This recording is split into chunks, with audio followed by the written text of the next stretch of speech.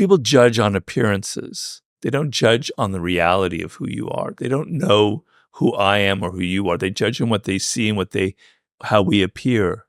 And if those appearances, they want to have something consistent that they can grab onto. They want to say something simple. That guy is funny and that's who he is. This guy is that. They want a very simple formula. And if you can't be consistent, if you're all over the place, if you're changing your ideas, you're conservative, then you're liberal, blah, blah, and you're trying to tack with each wind to get power, yeah, you'll get some power that way, but it'll make you look weaselly. It'll make you look distrustful, and people won't like that, and your reputation will be one of somebody who has no soul, who has no core. So reputation also has to have a consistency, a core to it, a soul that binds it all together. Especially if it seems like it's being done for a contrived reason. I think people are fine with people changing their mind as long as show me you're working. Explain to me how you got from that position to this one. Don't do it beyond the sort of tolerance level that we all have of, this is a little bit too much. Right. I've updated, I used to be pro this, now I'm anti that. Yeah. I really do think an awful lot about the value of reputation. And in another way, it's very, never let anybody else define it for you. Allowing that sort of vacuum to seep in loses you your power over your reputation, and it allows other people to derogate it. On the other hand, if you're a very Machiavellian person, poke holes in your enemy's reputation and you will destroy them. Bring up things that are inconsistent with their reputation and you will have ruined, be like popping a balloon. It'll just go like that, And I talk about how in that chapter, how P.T. Barnum played that game to ruin other people's reputation and make people wonder, is he really like that? I guess not, because I just saw this fact that contradicts it. So I'm giving you some very evil Machiavellian advice out there if you have enemies. One of the meanest things, I'm not a mean person. I don't like being mean. Yeah, sure. It's true. But I spent 1,000 nights on the front door of nightclubs with drunk people. So you need a few defense mechanisms. And what you realize, especially when people have had alcohol, is that people fall into only a small number of buckets and behavior is usually pretty predictable. And one of the things that we realized as kind of a script that we could run when somebody was getting a little bit mouthy, remembering that we're flanked by big British gorillas. Right, you're right. You've got door staff all around not you. No, not me. I was the dude in the skinny jeans with the clipboard. I had the 6'6" dudes with leather gloves on either side of me. They were give me your ID, etc., etc. And one of the things that used to work, it was so mean, but it worked so well. If somebody they'd been ejected or they hadn't been allowed into the club or something had happened, we'd always say, mate, sorry, you need to get away from me. Your breath stinks. And it's completely unfalsifiable because unless someone's going to come over and smell it, they can't say, no, it doesn't. And it just immediately enters this person into this. You just watch the color drain from them. So yeah, oddly, breath, apparently halitosis is reputation as well. Or just body odor. Yep. That's great. Any smell. It's so... I'm going to remember that. It's really good. Your breath stinks. I need to can you give me a little bit of room? Oh, it's just used to pull people apart.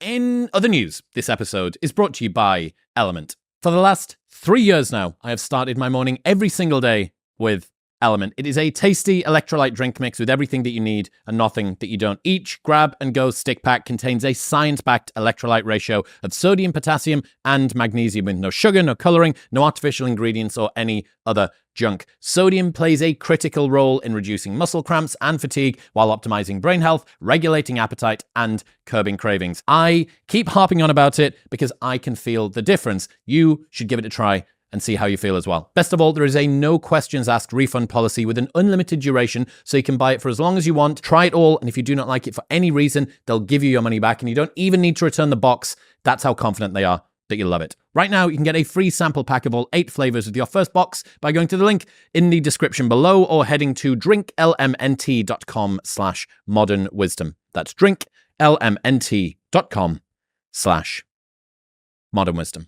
Always stick to what makes you weird, odd, strange, different. That's your source of power, which is similar to occupy your niche. Embrace your strangeness, identify what makes you different, fuse those things together and become an anomaly. Yeah, Well, in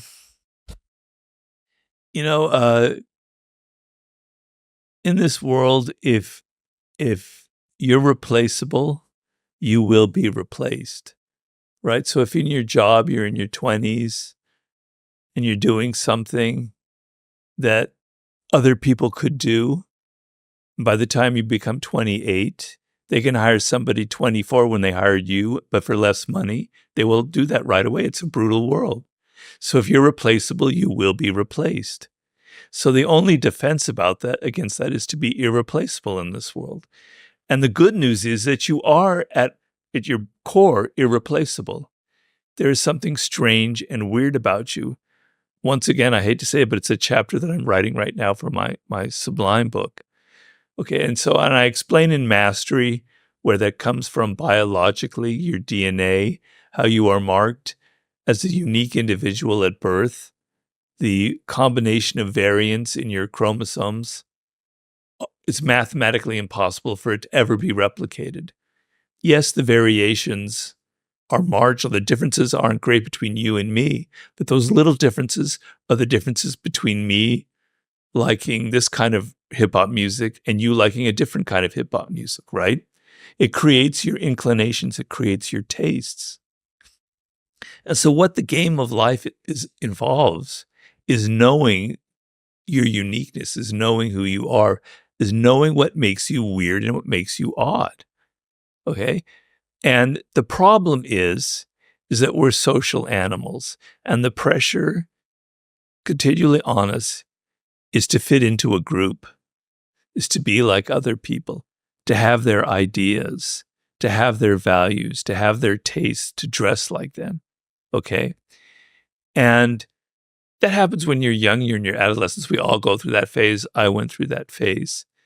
But if you keep on that track when you're in your 20s and on, which is happening a lot today through social media, you're going to lose that sense of what makes you odd and different. Mm-hmm. I compare it to a voice. When you're very young, that little voice in you is going, Robert, you should be a writer.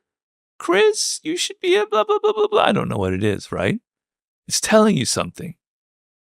And as you get older, you don't hear it anymore because you're hearing all the other voices. You're hearing your voices of your parents, the teachers, the culture around you, your peers, your friends, telling you this is what's cool, this is what's not cool. And that little voice comes completely drowned out. And so you don't know who you are anymore. And you're afraid, particularly young people today. I mean, maybe it's always been that way, are so afraid of being different. They're so afraid of being odd. But look at all the powerful people in this world. Look at your Elon Musks. Look at your celebrities in entertainment, in business, in politics. They're one of a kind. They have I hate that word, but it's like a brand. They're different. They stand out for something that's truly different. Even Albert Einstein, there's nobody else like Einstein. There's nobody like Da Vinci. Okay? That's where your power lies. And you'll go, oh, but Robert, those are people that were brilliant, that were talented. I'm not like that. I don't have that. Well, bullshit. You do have that. It's just you're forgetting about it and you don't want to put the effort into it. I talked in Mastery of a woman named Temple Grandin who was born with severe, severe autism. And she was able to find her way to become a very brilliant professor, academic, writer, and about animals, animal behavior, and about autism itself.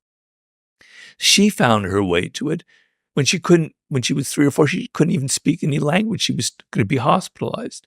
You have that potential. It's just you're not putting the effort into it. You were lazy. You want to fit into the group. You want to conform because it's easy. But your oddness, what makes you weird, what makes you different, that little strange quirk in how you want to dress yourself, that little strange quirk in your musical tastes, that little quirk in the food that you like to eat, that is who you are. Those are signs from deep within, from your core, from your soul. This is who you are.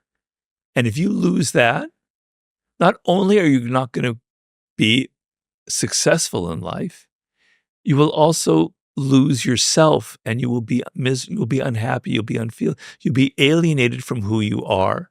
And you can get away with that when you're young because you're happy, you look good, you've got energy, things are going right.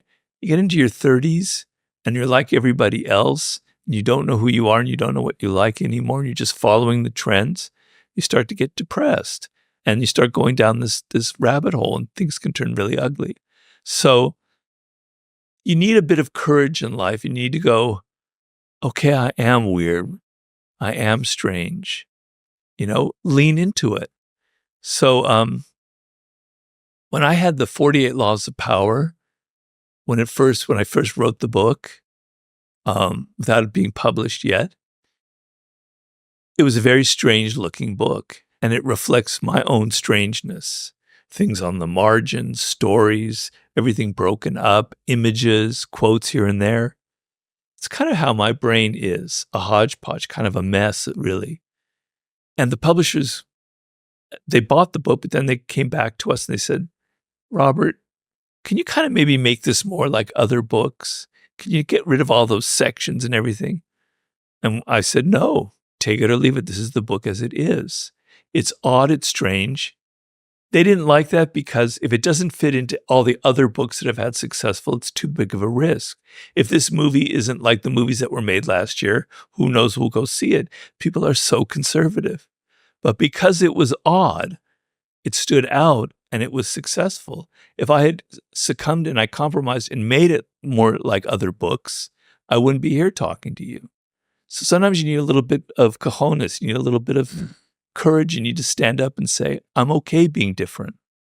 It's fascinating that lots of people, maybe most people, want to be extraordinary in some way, but also don't want to stand out in a way that allows them to be mocked. But, the latter is the price of the former. You can't behave the way that everybody else does and expect to not get the results that everybody else gets. It's like, I think about regressing to a mean that doesn't exist. That everybody is idiosyncratic and unusual in their own way. And we're all imagining this sort of odd 50th percentile avatar that is the most acceptable. But when we think about why we love the people that we love, we don't love them for how average they are. No one's ever said, do you know what it is? I'm just besotted with how predictable all of her opinions are. No one's ever said that. We love people for their eccentricities. And a friend, George, has the idea of non-fungible people, like non-fungible tokens, that it's irreplaceable. There is nobody else like them. Yeah. If you think about your favorite memories from your favorite people, it's not from the things that are easily replaceable. It's from the fact that they were just obsessed with football. And when the football was on the TV, you could talk to them and they wouldn't even turn to you. Or it was the fact that they hated violence, or they loved dogs. Every dog walked into the room and they would be gone. They would be away. That's what we love people for. And my favorite strange person from history is Salvador Dali. And I would take it one step further. You said you kind of have this, it's advantageous and also psychologically healthy for you to embrace who you are fully. I actually think in some ways it's maybe I would go as far as to say that it is our duty to humanity. I think it's our duty to embrace the things that only you can do. Yeah, well, in nature, the diversity of species in a habitat make it vital, make it alive, make it sustainable. And that comes from mutations in the genetic code. Some insect has a mutation, and therefore a whole new species, a whole new thing splinters off from that, and it creates variety. Well, in human culture is like a habitat in a way. So you're marked with uniqueness by your genetic code. Insects don't really have individuality. We have individuality, and they are like mutations. And so your mutation, your difference, you being Chris, is for a purpose. You're marked that way because by mining your uniqueness, your weirdness, your oddness, your little quirky tastes, you're going to contribute something new to the culture. And in contributing something new to the culture, you enrich it and you keep it turning around and round and round. Cultures in the past that die on the vine don't have any variety. You can look at like the Soviet Union at its most, decadent, or when it was really at its worst phase, like in the 70s and 80s. There's no change. There's no variety. Early on, there was all sorts of weird different voices. They ended up getting imprisoned and murdered. Okay. But A culture has to have variety. It has to have a diversity of voices. Like a gene pool or an immune system. Yeah. And so you, by being odd, you're contributing to that. You're contributing to the culture. By not doing that, you're not contributing at all. And it's a real waste of what nature gave you. I always think, again, about Dali. I spent quite a bit of time researching him, and I think as brilliant as they were, Michelangelo didn't do Dali. Da Vinci didn't do Dali. In fact, there's that famous job application that Da Vinci sends, I think, to the king of Italy. And Da Vinci's sort of listing all of the different things that he can do. I can make machines for war and a trebuchet and a blah, blah, blah. The final paragraph, he writes the sentence, also I can paint. I always think about also I can paint. Yeah. What is the also I can paint that I don't see in myself? What are the things that my friends really value? Perfect example, the guy that I was talking about earlier on, George. I've been learning a little bit about myself, and I discovered over the last year that I'm a people pleaser in some regard. And I was lamenting this to him over Christmas as we were driving to go and get food. And I sort of brought up something I'd done with him, which was sort of being overly cautious that I would have done something that would have annoyed him or stepped on his toes in some manner. And he said, I just want to sort of stop you there, because I'm aware that to you, you've been able to frame that as people pleasing in this thing that is malignant and you want to get rid of. But to me, that's you thinking about me first, which is actually one of the things that makes me love you as a friend. So be very careful sort of labeling areas, creating an unnecessary value judgment. And I think getting another perspective, and that really gave me pause. I just thought, yeah, I'm so agreeable with all of these things, and I hate disappointing people, and I think that other people's emotional states are my responsibility, and so on and so forth. And then I bring it up to a friend, and he says, yeah, that's why I love you. Yeah. And it was interesting. Yeah, I mean, it's good to have a little bit of control over something. So if in certain situations, sometimes it's good to be able to not be so pleasing, because I'm a people pleaser too. It's my nature, so I understand that. And sometimes you have the feeling that it's not coming from the right place. Correct. You're not choosing to, you're obligated to by your nature. And you're feeling a little bit of fear involved in it. Yep. Fear of displeasing, a fear of rejection, a fear of being different. And it probably goes back to childhood and to my parents.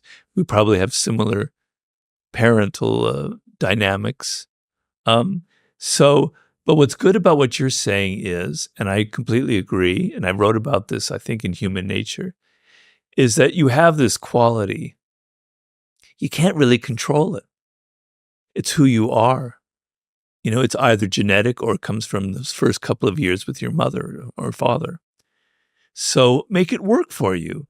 Find the way that it's a strength and see it as a strength and use it, and don't have second thoughts about it. Use it for power, right? And don't be so conflicted about it. It's all how you look at it. And there's a reason why you're a people pleaser. And you can, if you weren't a people pleaser, you wouldn't be doing podcasting. You'd be this asshole. I would never have agreed to be on your podcast, right? So it's just that in moments you wish you could control it a little. It's kind of like the grass is greener thing that we were talking about before we got started. You know, this assumption that the thing you don't have is more valuable than the one that you do, or that things would be fixed if only you could have that. But what else comes along for the ride? You know, if you got rid of your people-pleasing nature, what are the little parasites that your lack of people-pleasingness would also have attached to it? Are you sure? Are you really sure that that's the thing that you want? Exactly. Yeah. Well, that's where it comes down to knowing yourself and knowing what makes you different, and knowing these are things you can't really change. So my wanting to be a writer, or Tiger Woods wanting to be a golfer when he's like 2 years old, there's probably some genetic component in it. And maybe there's some early bonding, but there's probably a genetic component to it. You can't control it. It's who you are. And maybe that you can't control it is a good thing. And maybe it's there for a reason. And maybe if you wanted to do something else, it wouldn't work out. So my knowing that I wanted to be a writer instead of a businessman or a lawyer like my parents wanted to be. Probably saved my life, to be honest with you. So knowing what makes you different is kind of going to guide you past these dangerous moments in life and make you want to change who you are because you feel pressure, social pressure to change who you are. Yeah. To regress to this imaginary mean. Yeah, two elements I think of me that are genetically predisposed or at least very deeply embedded. The first one is I've always liked to talk and ask questions. And as a child, I always used to get in trouble in school because, unfortunately, my voice appears to carry further than everybody else's. So even though the naughty kids would be genuinely being naughty, poking other people with fucking protractors or something, I would be the one that was heard. Even though I wasn't misbehaving as much, I would be the one that was heard. You're being nosy. Children should be seen and not heard. You stop being so why are you asking all of these questions? Would be one of them. And the other one is solitude. I'm an only child. I spent a lot of time listening to audiobooks in my room, playing with toys on my own, throwing a ball off the wall and seeing if I could kick it off that wall and then catching it. Hours and hours and hours, because I didn't have anybody else. For me too. Didn't have anybody else to play with. And you think, well, God, the things that you're punished for when you're a child are the things that you think are malignant when you're a child, you're often rewarded for if you can just find a way to alchemize them as an adult.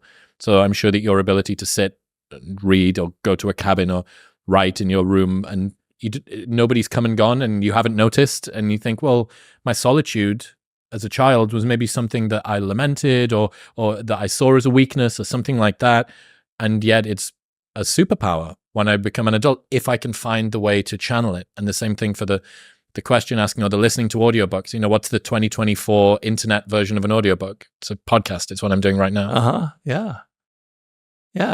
And it really just comes down to being aware of who you are, what makes you different, and being comfortable with it. And so you're going to have moments where you're not comfortable with it and you want to conform and you want to be like other people. And, you went through that and I went through that in adolescence in particular, on through the 20s. You make some changes to things because you think it's cool, but you keep coming back. You keep coming back to being alone. Mm-hmm. You keep coming back to throwing the ball against the wall in some metaphorical way. No. I kid you not. The way that I like to relax now in between sessions of work, I get a tennis ball and throw it against a wall. It's the most bizarre thing. I had the same thing, but because I'm American, mine was baseball. And I had a ball and I'd throw it against the garage door and I would play all these different games with my glove on and I would catch it and I would imitate the crowd cheering me. And this was a home run, this was et cetera. And if I could do it today, I still would. So I understand that. But you come back to these things because they're so strong in you. Yep. And you can't help it. And they give you relief and they give you comfort and they're who you are. And so it all comes down to, do you come back to these things or do you change because of the pressures of other people? And what is the difference? Why are some people like that and some people are not? And that's the $1 million question. I think it's swimming upstream or swimming downstream is working against or working with your nature. Yeah. And trying to find a way to make it work for you as opposed to trying to change it so that you can find a way to make it work. Yeah. Makes a lot of sense. Sean Puri, who does My First Million, very, very smart guy. I remember one of the first conversations I ever had with him on Zoom. He had a sort of small leather black basketball in his hand, and we were just talking, and he was a little bit further back in his desk, and he was tossing it like this and rolling it along the desk, and sort of you throw it in the air. Like, what? So it wasn't like we were writing anything. It was a casual conversation between friends.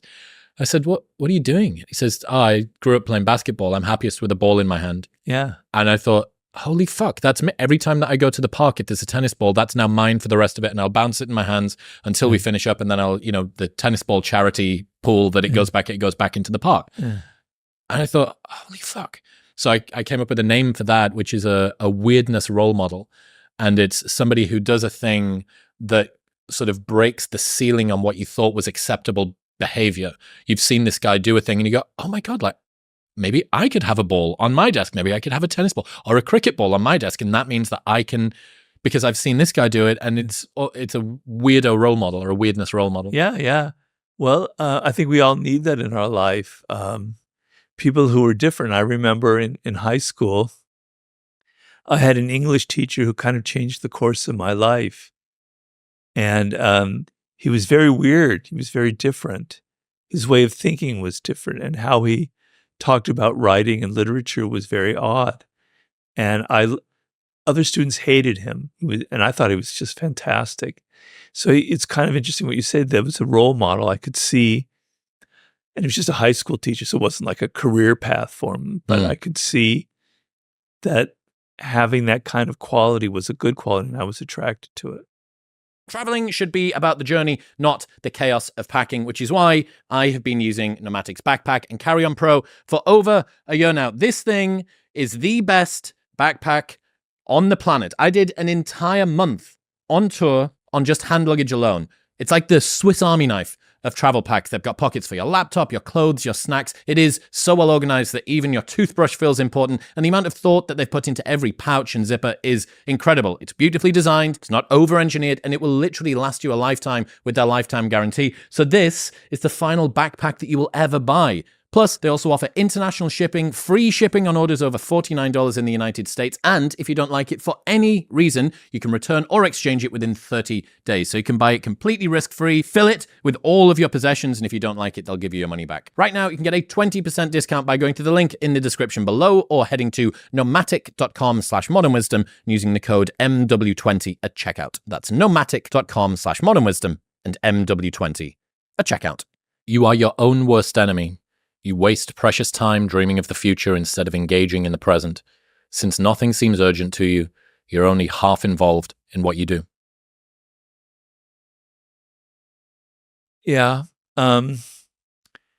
Well, I like to think of who the human animal is. I like to take this out of the little specific and go into the meta area here. And what it meant to be human. We're a very creative species, right? We have language, we have consciousness, we have immense powers.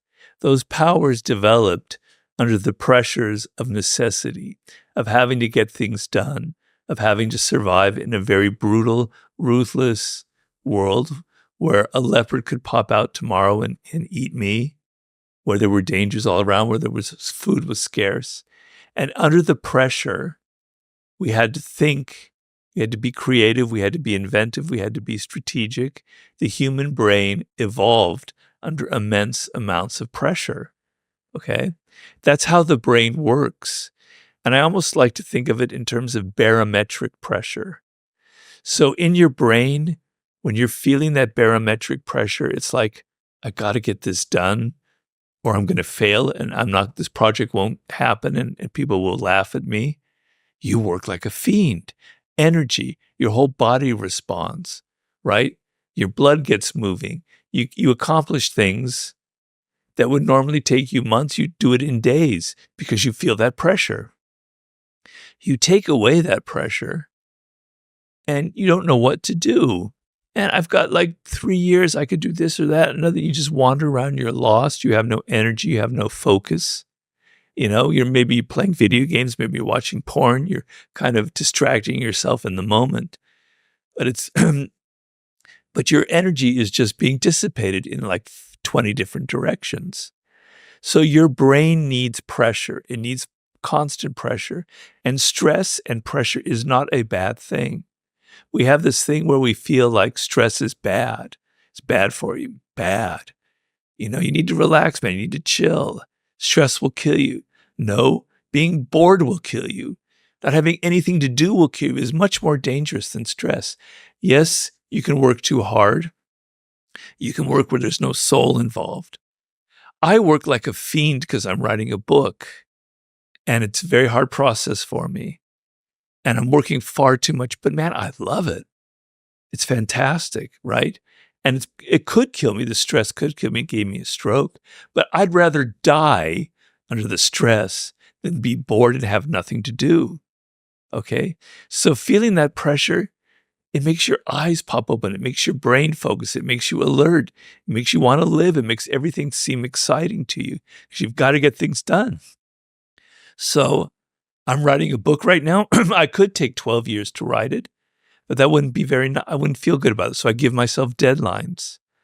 I gave myself a deadline of finishing this chapter by July 31st. Here it's August 10th. I haven't finished it, but now I'm working double hard to try and finish it in time. Because if I didn't have a deadline, I would take forever. Mañana. Yeah. So create pressure for yourself is a good thing. You know, I gave a talk recently in which I talked about Thomas Edison, the great inventor.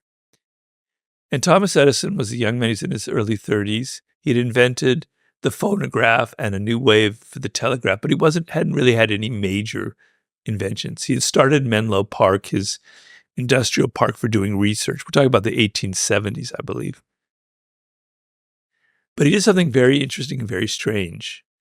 I don't know how conscious it was, but he gave an interview with a newspaper. And he said, I've been working on creating the incandescent light bulb. Now, before that, there was the arc light, which was a light that was really powerful. It used far too much energy. You couldn't use it in the house. The way houses were lit was with gaslight.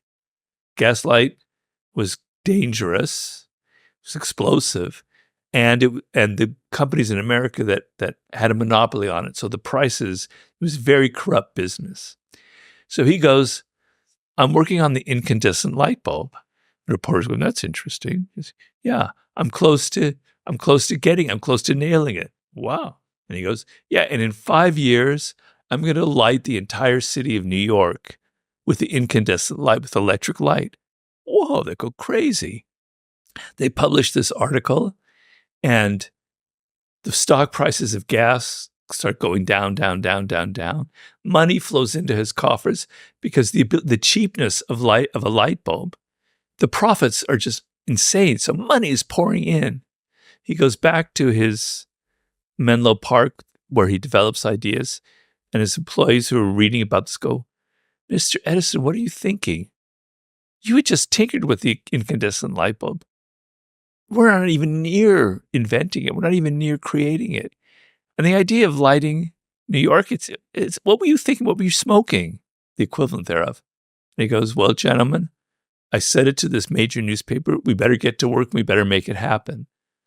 What happened with all the money that came in, he could now hire the people to do it. But the pressure of getting that done in 5 years made him do it in 5 years.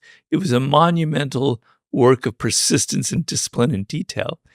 But he had a deadline. He didn't want his reputation. He didn't want to disappoint the public. He had to get it done in 5 years, and he did get it done in 5 years. So he created his own pressure by using the publicity angle. And people are going to expect it. When's it happening? Has it happened yet? You said it was going to have happened by now? Yeah. Yeah, I think Naval Ravikant talks about how when he was at one of the first companies he ever worked for in Silicon Valley, and he started telling people, I'm going to start my own startup.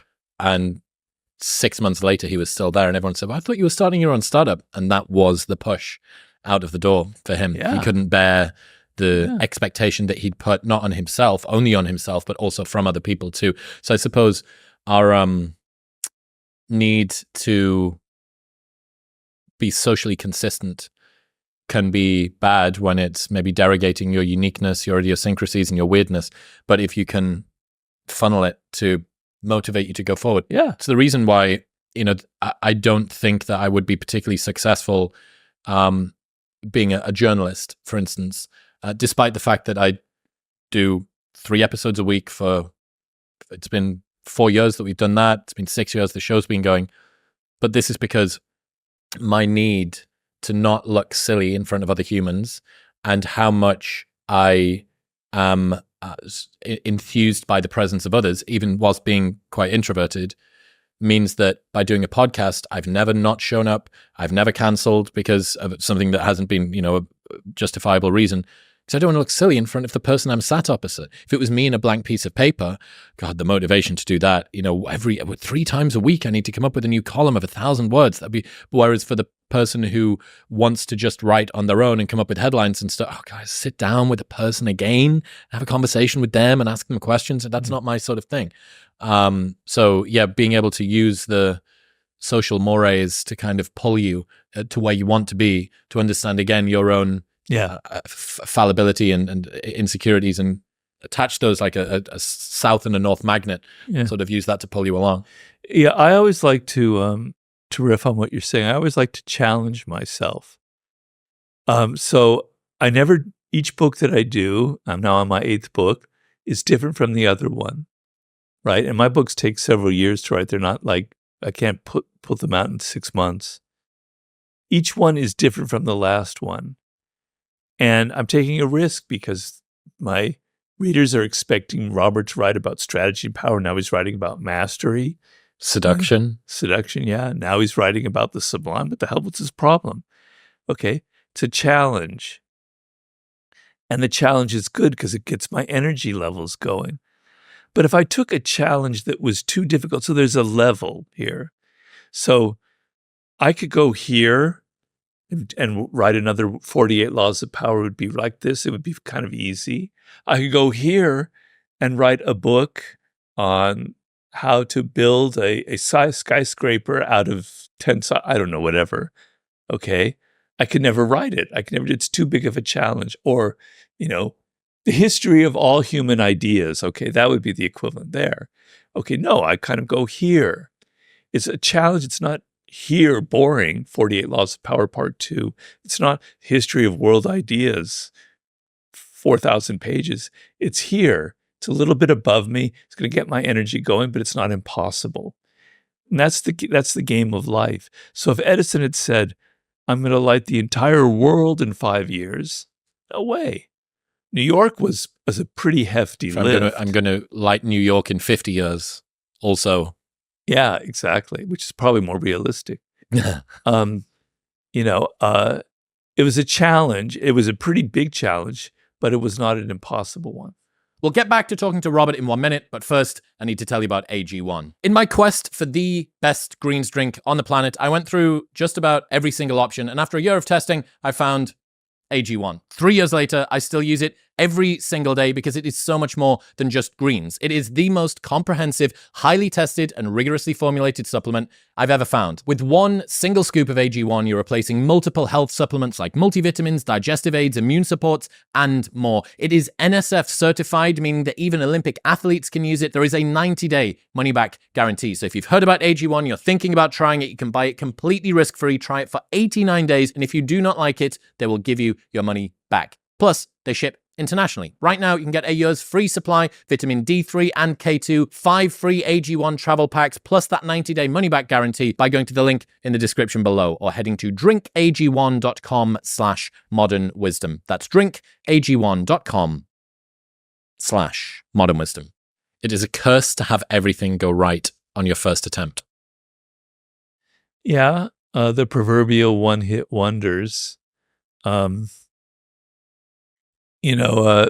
What happens is, there was a real syndrome in hip hop. And, I talked a lot about that with 50, where you come from the hood and you've never had any kind of money. And then overnight, you've got, 6 figures, 7 figures. You've got women like, left, right, and center coming to you.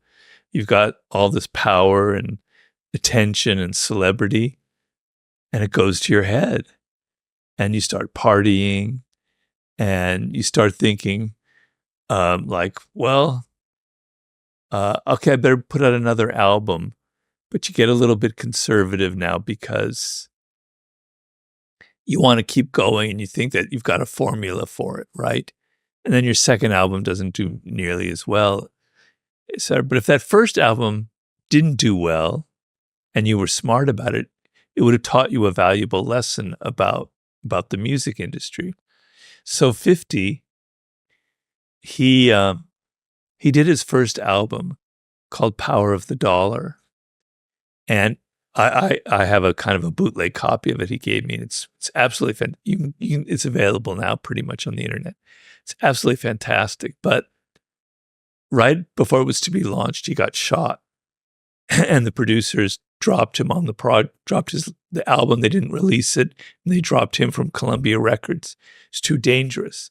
It was a drug beef, and we can't have this guy touring if there's going to be violence. And so he was thinking, the failure, instead of it had been a big hit, would have gone to his head. Who knows what would have happened to him. Here he was, like, completely back to square zero. In fact, worse, he had nothing. He did all this work, and he had this price on his head, and nobody would come near him.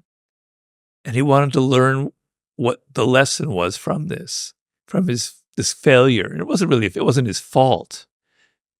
Although it sort of was, because he had been a crack dealer, and it was like a previous beef that he hadn't really resolved. So, it was maybe partially his fault.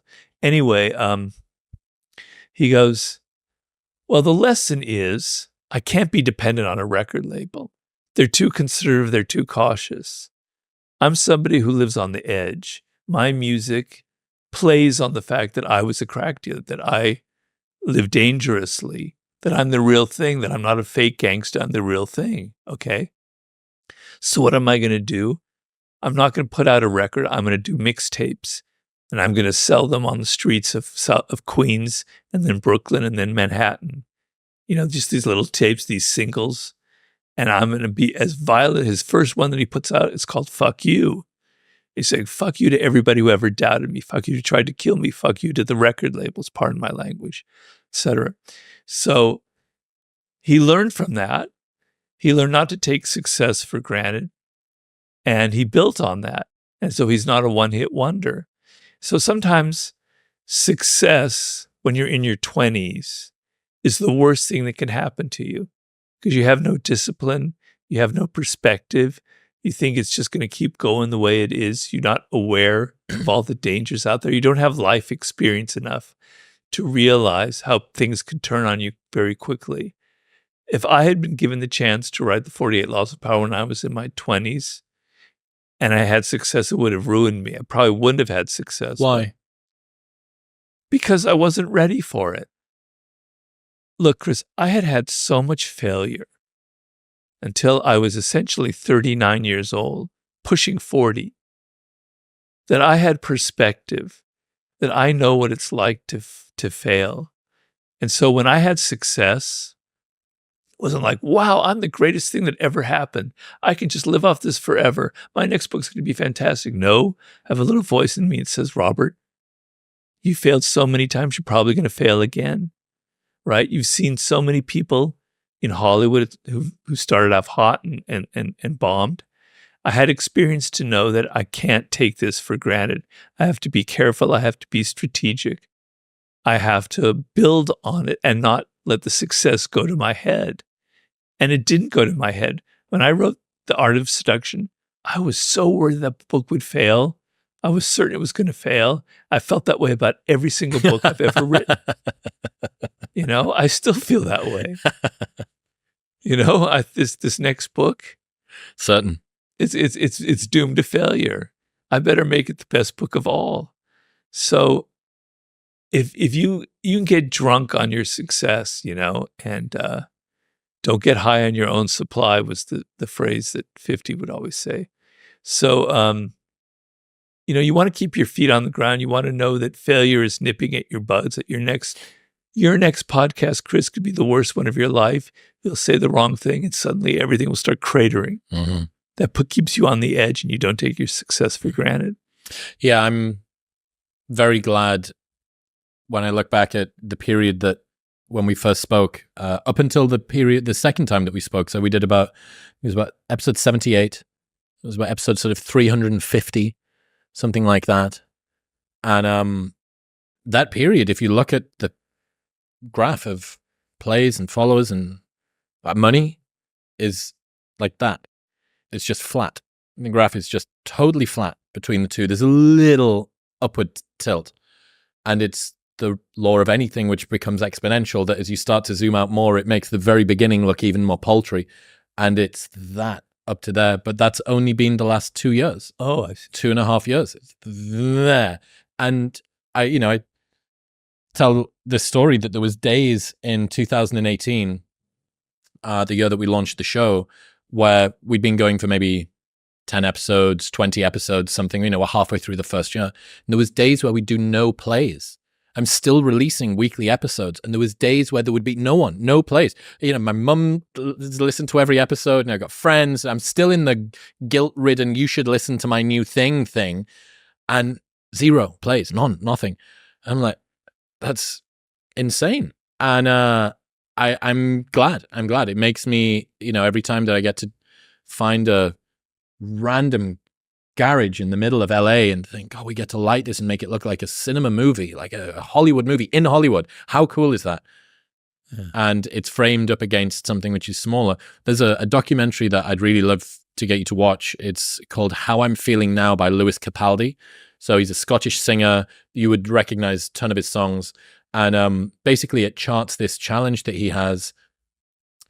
Scottish dude, a very non-typical, like a chubby young guy. He's not like a heartthrob or anything, with Scottish accent as well, and very self-deprecating, which is charming. He's charming in that way. But he writes these songs when he's 17. He's playing them in working men's pubs all around Scotland, and then he gets picked up by Universal Records, and he releases this album, and it goes beyond Interstellar, just the biggest, billions and billions of streams, and he does a world stadium tour and Glastonbury main stage. Everything. And then he has to do a second one. He has to do it again. And the stress of... another album? Yeah. He has to do a second album.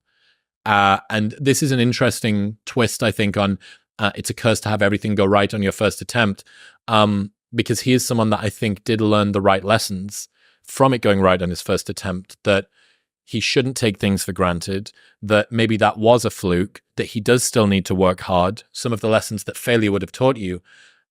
But he just has this unbelievable pressure because the bar, he's taken the chairlift to the top of Everest. Yeah. And he goes, well, how am I supposed to top that? It's the classic thing as well, I suppose, that you have a lifetime to write your first book, and then, most people, maybe 2 years for you, 6 years, to write your second. You got this big well to dig into, material for the first one, and then it's like, congratulations, now do it again. Yeah. You go, again? But right. I just did. Yeah. You go, yeah, but again. Uh-huh. And I think you'd love the documentary. It's very... I will. Very heartwarming. What's the name of it again? How I'm Feeling Now on Netflix. Yeah. Well, a lot of it is comes to your own level of wisdom about do you have some perspective? So it's possible that somebody could have success in their 20s and they would be able to handle it. But it's probably because they had a family background or something behind it, some kind of experience behind it. Because by nature, we are always thinking that we're better than we are. Our self-opinion, I'm probably like this. I think I'm like this, right? Some people it's like this. The moment you have success, you think you have the golden touch. A lot of the worst thing that happens to you is the people that surround you. And they go, my God, you're a genius. You're absolutely brilliant. And then you want to bounce ideas off them. They go, that's fantastic. Go ahead, go on. Right? Whereas you want them to say, it's shit, it's terrible. You have the worst idea. But now you're surrounded by sycophants and yes people. Yeah. And they're telling you how great you are. You see that with a lot of celebrities. I wonder whether that was the role for the court cynic in some ways, to offset the sycophants. Oh, you're talking about the court or the court jester? I suppose so, but I don't know whether the court cynic is just like a colloquial term or whether there was a genuine role. But I could imagine that it would be useful. I know the jester was there to be the only one that could mock the king with impunity, basically. But if I was a king in the medieval ages, if I was a noble king, a smart one, I would have employed a court cynic. And I've employed the court cynic to only come up with counterpositions that even if the entire room, the whole council thought that it was fantastic, tell me how this is wrong. As part of my consulting with business people that I've had over the years, that's the role that I play. Bring Robert in, he'll tell us it's shit. But they don't listen to me. That's the main lesson. You know, I tell people, think of all the things that are going to go wrong with your plan. Let's game this out. This could go wrong. This could go wrong. The public might react this way. A competitor might be already anticipating the same thing will come out. Let's game this out, and let's make sure that the launch of your product is foolproof. Okay? So we think of all the things that can go wrong. All right, then let's alter the strategy. Let's go here a little more instead of going here. They never listen to me. Have you tried telling them it's going to go right? And then they might say, "Oh God, Robert said it was going to go right. We definitely need to change something." You mean reverse psychology? I might need to try that. That might be the next one. Okay, I really like this one. Being attacked is a sign that you are important enough to be a target. You should relish the attention and the chance to prove yourself. Yeah. Well, you know, you want, if everything is easy in life, if everyone loves what you're going to do and you have no enemies, you have no opposition, nothing to resist, you're just going to be mush. You're not going to amount to anything. You're not going to be able to push yourself. You're not going to be able to change, evolve. Muhammad Ali said, if I didn't have Joe Frazier around, I would not have become the great boxer that I am. I mean, he would have been a great boxer anyway, but a nemesis like Joe Frazier put me on a much higher level. Is there not a line in Batman where the Joker says, "I complete you"? If he doesn't, there should be. But it seems like the sort of thing that Heath Ledger said in there. But it is the truth. Without the Joker, what's the Batman? Yeah. And I love the idea you should relish the chance to prove yourself. Pressure is a privilege in that way. Yeah. You know, I when I was doing the book with 50 Cent, The 50th Law, I was very kind of timid, and I decided to make it really a book about 50. Because I was kind of like, he's the celebrity, who am I? So I wrote a very 50-centric version of the book about his business, etc. And nobody liked it. In fact, the publisher canceled the project. And here I was, my reputation was on the line. It could have been a humiliating blow to me. Okay, and so another publisher comes in and he says, Robert, you need to change the idea. You need to make it more about you, and not less about him, but more about you and your style and your ideas. The intersection. Yeah. So, oh shit, I spent a lot of time working on this, because if you do that, I'll publish the book. I go, oh, well, my reputation, I'll be ruined if I don't. Okay, and so, all right, I'll do it. He goes, okay, the bad news is you have 8 months to do that. I worked like a fiend. Now, I didn't have an enemy here, but the challenge, it was like I was in a boxing ring with Joe Frazier, right? I had to raise my game. It was the first time in my writing career, writing books, that I was facing failure, real failure. If I didn't succeed in that book, 50 would have thought something was wrong. And we'd announced the publication. People, you know, I would have maybe recovered, but it would have been a major blow. And I had to make that book happen. And it brought out the best in me. It made me do things that I'd never done before. It built up my self-confidence. So it's the equivalent of somebody doubting you, because there were a lot of doubters around. And a lot of people thinking, well, Robert's kind of finished here. We thought he was this, but he's not really. And so having that kind of pressure, like we talked about deadlines, and having people doubt you, it can crush you, but it can also make you a lot stronger. It can make you a better fighter. Was there ever a 49th law? You went straight from 48 to 50. Well, he's 50 Cent. I know. I wondered if you'd ever thought, get a 49th in, and then it means that I can... No, there is no 49th. The 49th law is there is no such thing as a 49th. Yeah, you don't talk about the 49th law. That's what it is. Yeah. Use absence to increase respect. The more you are seen and heard from, the more common you appear. If you're already established in a group, temporary withdrawal from it will make you more talked about, even more admired. You must learn when to leave. Cultivate value through scarcity. Yeah, I mean, the problem that a lot of people have with my books and in life is they're too black and white. So they'll say things like, well, Robert, if I'm absent on social media, nobody will have heard of me. If I don't write this book, if I don't put out another album, if I don't produce this product, how can I do that? You know, what are you talking about? Absence like that? That's very dangerous in the world. Well, I don't talk about just absence. I say it's a dance between absence and presence, right? So it's not like you disappear so that you are a little bit less present. You're able to disappear for a while and you make people wonder about you. Napoleon said, if I show up at the theater every night in Paris in my little emperor's box, people start taking me for granted. If I show up every week, they'll be going, that's interesting, but he's coming every week. If I show up once a month, it's like an event. Oh my God, he came here. When is he coming next? Whoa, it's all this attention. That's the dynamic of absence and presence. If you come every 2 or 3 days, nah. If you come every week, nah. If you come a month, yeah. If you come every year, people will forget about you, won't have any power. Yeah. You have to know exactly the dynamic. Isn't it interesting that this is reflected neurologically with intermittent schedule reward, or variable schedule reward too, which is exactly what social media and slot machines and gambling, it's what they all work on.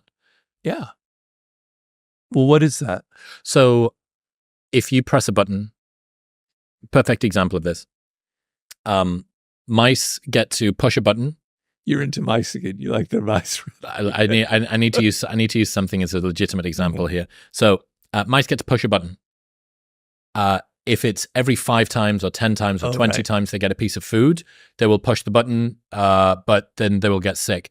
If it's intermittent, they don't know when it's going to come, they will push the button way more aggressively. And it's that the dopamine we get when we're not ready for it, when we're not ready to see Napoleon up in his emperor's box overlooking the ballet. Yeah. That's real. And ever since the second episode that we did, it's always in my mind. And I always think about your face whenever I think of this particular sentence. Aloofness is alluring. I always think about that. Yeah. And my housemate's dad has a similar idea, which is be good and be gone. Yeah. And it's how he shows up at parties. It's a good justification for the Irish goodbye, I think, as well. But be good and be gone. Oh, where was Robert? He was, yeah. Oh, he must have something. They call that an Irish goodbye. Leaving without saying goodbye to everybody. Yeah. That's the opposite of a French goodbye. It takes forever, or you never leave. Everyone's like kissing each other and talking to each other at the door. They never leave. Yeah. Yeah. I mean, so people think that nowadays, so like in a dating situation, this is a common example. If nowadays, because things are different, you have a date, and if you're like texting her the next day or that evening, it's kind of like, something is, I don't know about this guy's a little bit desperate. I'm not so sure about him. If you text the next day, it's a little bit. If you take 2 days, but not 3, she's starting to think about you. She's starting to go, this guy's interesting. Maybe he doesn't like me, or maybe he does. I'm not sure.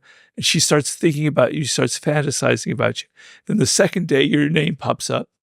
It has power, it has effect. So if you're inundating somebody, you don't give them room to fantasize. You don't give them room to think about you. And then they start taking you for granted kind of thing, you know? So people say, yeah, but in the world, like celebrities will tell me, I had this one female rap star, I'm not going to say her name, who was saying, yeah, but Robert, in social media, I can't disappear. And I go, yes, you can. I mean, it was before the social media era, but Michael Jackson would disappear for several years before a record. Beyonce disappeared for like 2 years in between records, didn't produce anything. Then when she came out with a record, whoa, what a splash. You can still get away with it now. You just have to know the sweet spot.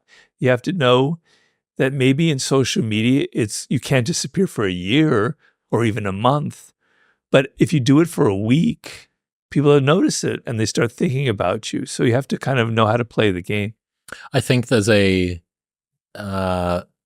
momentum build as well that perhaps is everybody need a price that you need to pay in the beginning. So there's a technique in erg rowing. So when you sit on one of those indoor rower things, concept 2, and what people will do in order to get the speed up more easily, they'll do little pulls, and then they'll do really long pulls, and that's when they start to get their power in. And I often think about that when it comes to people beginning anything. It's like, hey, if you haven't started your podcast, you don't get to be absent in the beginning. Yeah. Like that's just called not starting your podcast, right? You know, delaying the publishing of your first book is not you being aloof and alluring. It's you just not getting the work done. Yeah. So there is a price, there is momentum, inertia that needs to be accumulated. And then you break expectations. So this shows that I don't have the can to show you. I launched a product last year, and we had fades, colored fades, orange to orange, or yellow to orange, yellow to green. And then the third can that we released was just pure white. And I wanted to break the pattern. I wanted to set expectations and then very quickly to break them. Right. And I thought about it kind of the same from a branding perspective there too. I think I have a convention. I think I know what to expect. Oh, that's a little bit interesting. That's different to what I would have thought. Yeah. Yeah, but you need to have created the setup for that. Precisely correct. Yeah. Precisely correct. Breaking a convention before you've set a convention is just being sporadic and sort of scattergunning everywhere.